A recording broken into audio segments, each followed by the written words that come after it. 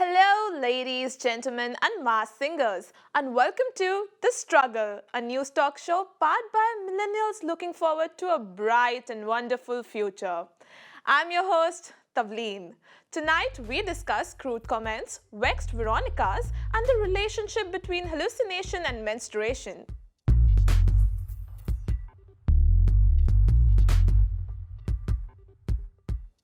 Climate change. It's what you control in your car with that red and blue dial. But is there more to the story? Some say yes. It's been quite a week for climate change news. Following international demonstrations, a young activist named Greta Thunberg has received worldwide attention from her call to action, even attracting responses from Scott Morrison and Donald Trump. For an in-depth look at this important story, we go now to a report from Pauline Hansang.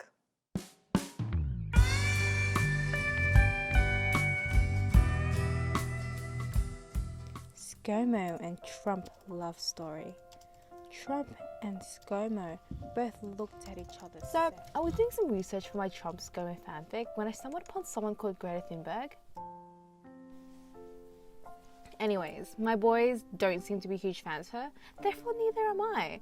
And my next move was to abuse the 16-year-old girl online, but I noticed lots of others beat me to it. But I just feel there's something that we're missing though, and Dal will be the one to uncover it. Greta has 5 letters. Thunberg has 8 letters. 5 times 8 is 40. Where is number 40 most used in? 40 wings, 40 hours sale. What do 40 wings sell? Beds. Who spend the most times in bed? The grandparents from Charlie and the Chocolate Factory. Who starred in the 1971 film Gene Wilder? Who has the wildest genes? Shaquille O'Neal. What film did Shaquille O'Neal star in? Kazam. What score did Kazam have in Rotten Tomatoes? 6%. What country is known for having 6% employment rate? Panama. What is Panama known for? Papers. Do you know what papers have been in recently? Climate change. And who's the most famous climate change activist? Greta Thunberg. Do you know what it all means, Patrice? No. It means Greta is secretly a climate change activist. You literally just said that 20 seconds ago. You're Hi. not very good at this, are you, Pauline? I'm pretty good. Yeah, you better keep your day job.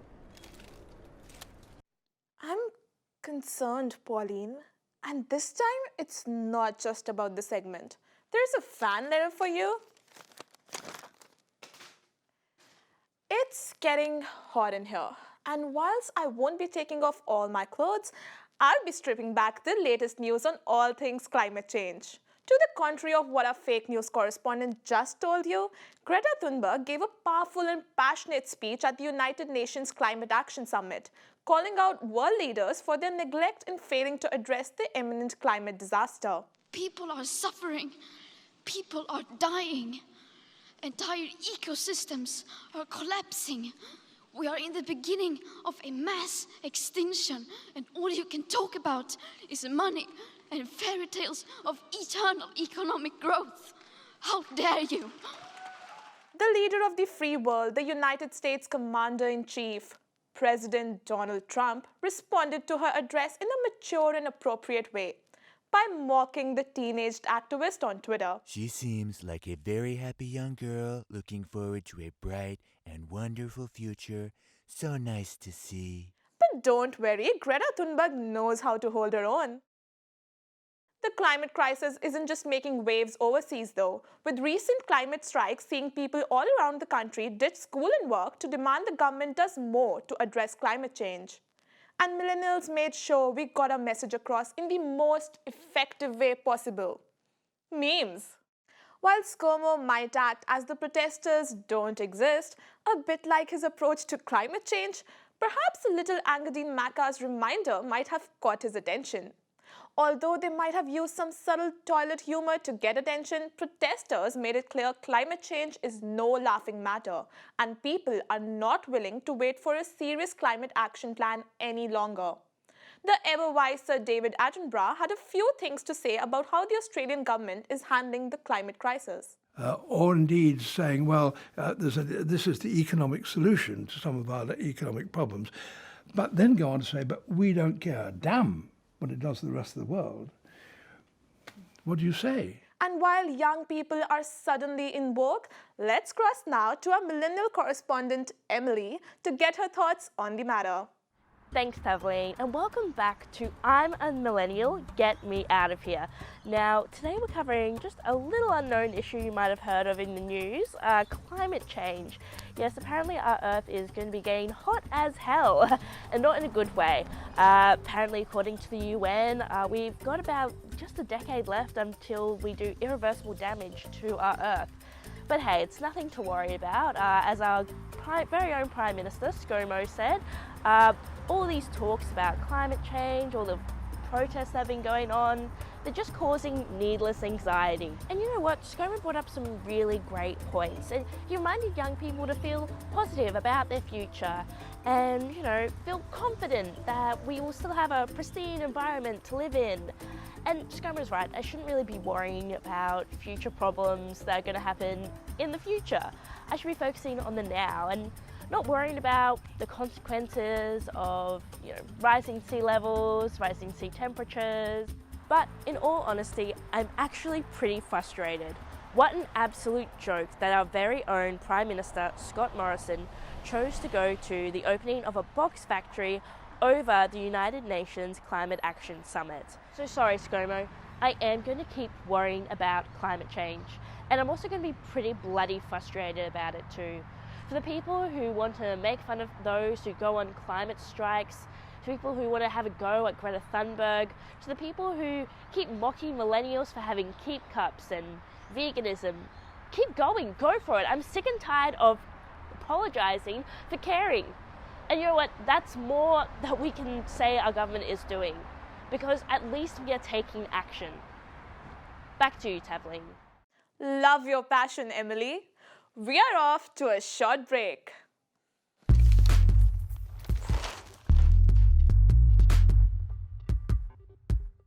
Welcome back. We turn now to a common problem, the plight of every vaguely woke grandchild that's had to sit through grandma's little dinner table speech about how she's not racist, but... Except we don't just have to sit through an awkward birthday dinner or Christmas lunch or Sunday roast, because we get to break bread with the national equivalent of the cringeworthy family member every day, on our radios and on our TV. Yeah, it's been a blockbuster week of your favorite lineup of usual suspects saying dumb things. Kyle Sandilands made a pretty messed up joke about the Virgin Mary and managed to enrage not one, but two entire religious faiths. But it turns out it'll be okay because Kyle was due for a week off anyway, so the protesters couldn't even protest him. Somehow, one of the country's most controversial celebrities gets to keep saying some pretty messed up things and it has practically no impact. As if that wasn't enough, 2019 has dished up a smorgasbord of Alan Jones' dickheadry. His rap sheet includes telling New Zealand Prime Minister Jacinda Ardern she needed to be slapped and have a sock shoved down her throat, along with telling children the solution to climate change rested with them getting off their phones. He really is the weird uncle everyone wants to avoid. So, what's happened to Alan Jones? Well, he certainly didn't get sacked. He did have quite a few sponsors abandon his network though, and we are told there's an ongoing review into the show, but he's certainly still on the air. Not that we listen. So, who do we know who's pale, stale, and male? That's right, our boomer correspondent, Ian Silverspoon. Hey, thanks for coming in. I'm a bit pressed for time this week. You know, I'm doing my weekly radio spot and I didn't quite have time to come into the studio for a piece. But, you know, it's really important for me to come along and do these radio spots, you know.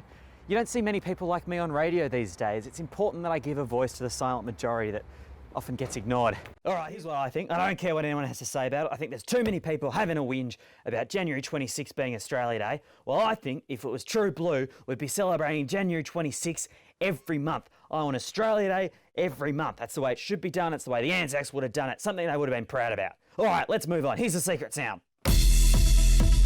Anyway, come along with me. I'll fit you in my schedule. You know, I couldn't believe it this week. I heard one of the worst comments I've ever heard on air. Just terrible. I couldn't believe my ears. You know, you don't say something like that. You just don't joke about that kind of thing. Was that the Kyle Sandilands Virgin Mary thing? No. Kyle's everyone's favourite ex-talent show host / Big Brother wildcard. What are you worried about? Was it the Ellen Jones Jacinta Ardern choking thing? No, Ellen's lovely. It was Lucy Zelich making fun of Adelaide. You just don't do that. It's just not on. It's sacred and it offends millions and millions of people. You can't get away with that in 2019, you know. It's just not fair. It's discriminatory. You know, I guess she did apologise profusely, and so what if she got a few death threats? But you just can't make fun of a sacred culture like that. What about Kyle Sandilands? Well, Kyle made a few jokes about the Virgin Mary. It turns out religious people don't really like it when you make fun of prominent figures. It's weird. I mean, at the end of the day, I guess, if you're pissing off both Islam and Christianity at the same time, clearly you're staying relevant, I guess. Good on Kyle, though. I mean, he's only off the air for a week and then he gets to come back and rate well. You know, it's good to see. Finally, a white man sticking it to everyone else. You know, just really helps out. What he should do, and this is what people are suggesting, is get that Israel Folau on the show. That'll get the Christians back on side, and that man's never had an issue with speaking his mind. It's never caused problems before. Why start now? I mean, at the end of the day, plenty of people say controversial things and none of them get into trouble. Look at Yasmin Abdul-Majid. She said something controversial and nothing happened to her. Didn't she get run out of the country because of death threats? Yeah, but Alan Jones lost some sponsors. I mean, at the end of the day, there isn't enough white men in the media, and you can tell that because everyone's trying to get rid of us. You know what? I think it's impressive. Soldier on, boys. Kyle, Alan, you're doing us so proud. Keep saying the things no one else wants you to say. We don't have enough platform anymore, and we need to keep it going. Ian Silverspoon, standing with his mates.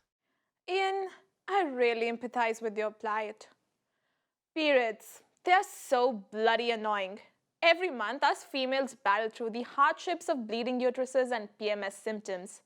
But what if there was a solution to our period pain? What if we could get high from our periods? That's exactly what women's health expert Macy Hill claims is possible. In her book, Period Power, Macy introduces a menstrual tripping phenomena, a type of liminal state females can undergo during their period to increase their motivation and focus, and apparently give you a really good high. Macy claims you are able to enter a dreamlike and hallucinatory state if, when you're on your period, you seclude yourself and focus on meditating. She says your hallucinations are naturally helped by the production of oxytocin and endorphins during the first couple of days of menstruation. With all of these factors combined, a period-tripping female might just end up experiencing something that looks a lot like this.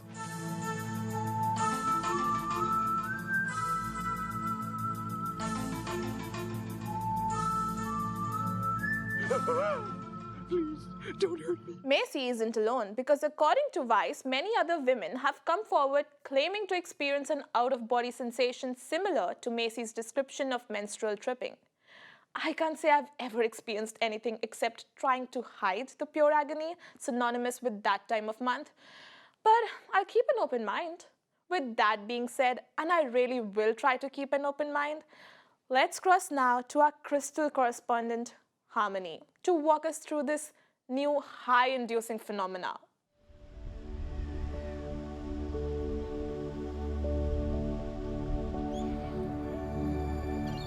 Thanks, Tavleen. I'm so glad to hear that you're happy to ditch the old-fashioned methods of painkillers and oregano to achieve the perfect high. I only recently discovered period tripping, and ever since, well, I've learned to ignore the aching in my abdomen and accept the pain that Mother Nature has brought onto me. It's so wonderful, period highs, and I believe everyone should experience it. Here's how you can achieve the perfect period high. The first thing you'll need to do is find somewhere private. Unfortunately, a period high can't be achieved at a party, so if you're at home, close the curtains and isolate yourself. But if you're in public, your best option is to find an abandoned bathroom or an isolated area. The broom closet is my personal favourite when I'm at work. Next thing, it's important that you place your hands over your abdomen and focus on meditative breathing. Breathe in and out. And after a while, you should be able to feel yourself entering into an elevated, dreamy state. You should do as I am and channel all of your period pain into a heightened sense of spirituality, and your gentle high should progress into a series of dreamlike visions. Before you know it, you'll be tripping harder than the Tinder date you fucked last week. Now, if you'll excuse me, I'm off to play with the fairies. Back to you, Tavleen.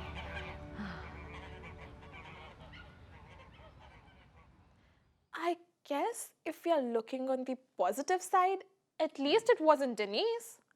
Well then, we are off to another break.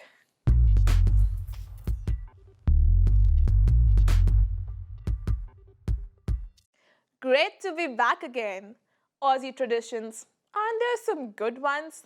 A game of backyard cricket, going on a Macca's run, chucking a sickie and causing chaos on a flight. It's fair to say if you haven't been visited by the police on a plane before, you're missing out on an iconic pastime. Sporting stars Grant Hackett, Michael Slater and comedian Will Anderson and now the pop duo the Veronicas are all among those who have coped a dose of pressurized punishment. But unfortunately for Lisa and Jess Origliasso, this isn't a mile-high club they want to be a part of. According to the pair, Lisa was asked to adjust her overhead baggage, but because the twins are 5'1", she was unable to do so and asked a flight attendant for assistance. However, as that's against Qantas policy, a fellow passenger helped out instead. While that all seems relatively normal, things escalated when a manager came over, a call to security was made, and the girls started filming proceedings. And when some suggested that the whole situation was a publicity stunt to drum up attention for their upcoming TV show, they didn't mince their words. This is a legal matter, not a publicity stunt. While the legal matter is still up in the air, what we do know for sure is if the whole drama does leave the Veronicas a little red-faced, at least they have got an outfit to match. For more on the matter, we cross to our fangirl correspondent, Sophia. Thanks, Tavleen. Well, the incident involving the Veronicas has made waves around the country. Internationally, it was mainly left untouched, because there has been even bigger news in the world of travel. The collapse of British tour operator Thomas Cook has left 600,000 people stranded, which then sparked Operation Matterhorn with its plan to bring 150,000 Brits back to the UK. Which, by the way, is one of, if not the biggest, peacetime rescue operations in Britain's history. While it might be tricky to pinpoint an exact reason for Thomas Cook's demise, the fact that the company not only operates as a travel agent, but also owns the airlines and hotels that it books its customers on, means that costs were running pretty high. How high exactly? Well, high enough to be in billions of dollars in debt. So for those of you out there thinking that the magnitude and scale of this thing puts the whole Veronica's ordeal into perspective, well, let me stop you right there. Don't you dare diss my childhood pop idols. I mean, I wouldn't be the fangirl I am today if it wasn't for these sisters, and they're absolutely kicking tunes when I was just a fan toddler. I mean, I basically got Veronica's DNA in my blood. They say life goes around in circles, and I've got to say I've been pretty fortunate of late because more and more of my most influential idols as a child are coming back into my life. Lindsay Lohan is on Australian TV thanks to her role as a professional guesser in The Masked Singer. But all I care about is the fact that I get to appreciate all over again the blessed soul who gave us words like Herbie, Freaky Friday, and Mean Girls. That is so fetch. Gretchen, stop trying to make fetch happen. It's not going to happen. And just when I thought things couldn't get any better, Hilary Duff delivers another dose of nostalgia with the news that Lizzie McGuire will be coming back to our screens. This is what dreams are made of.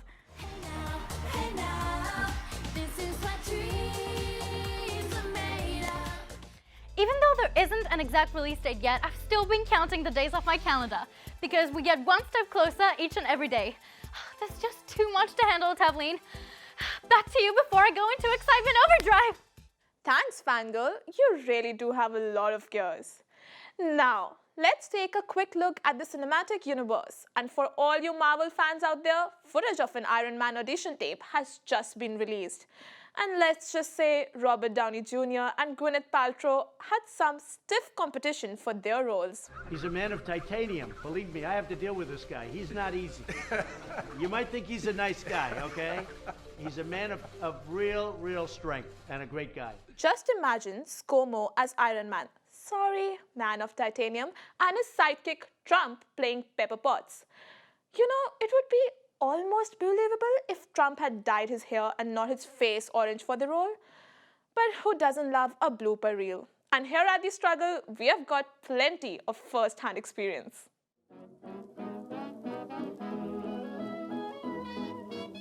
The struggle, the struggle, the struggle, the struggle, the struggle. It's real. Let's kick off season 4. Oh my god, the strawberry is really good. Ben. I hope I'm going to look like the lighting in this monitor and not that monitor, because I look... That one, I look like I've got tuberculosis. Hello.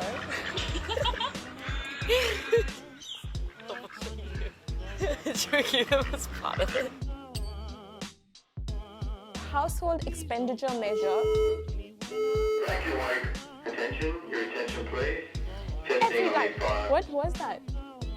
Oh, wait, is this an actual drill now? It didn't really occur to me to actually write what I'm saying onto the piece of paper. That would make far more sense. Thanks, Kathleen. I'm so happy to hear you. Sorry, it's so obnoxious.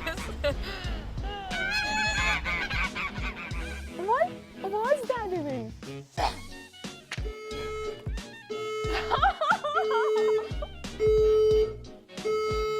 But hey,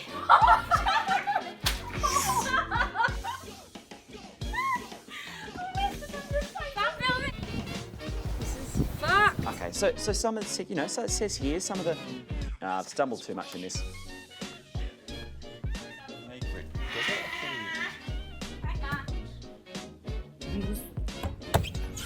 I can't get off the table. Thankfully though, our millennial correspondent Emily has hit the streets. Step 1, order your food. Please move forward to the next speaker. Listen to him. But being the dedicated lawyer I am, Hold on. This is taking longer than it's supposed to.